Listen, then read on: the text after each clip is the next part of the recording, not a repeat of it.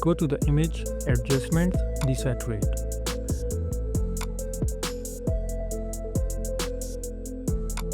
Then go to filter, blur, Gaussian blur. Adjust the settings to create a blurred effect. Create a levels adjustment layer to deepen the dark areas slightly.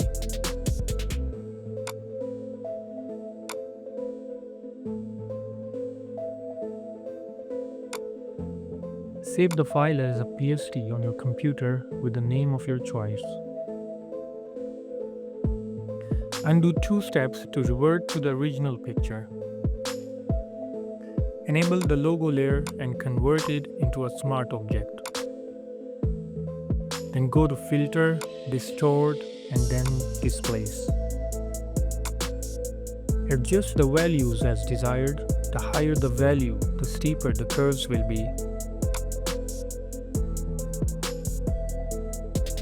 Finally, adjust the blending mode as needed. Double-click on the layer to access the blending options. Adjust the blend if underlying layer black values as needed. Use Alt key to break the slider.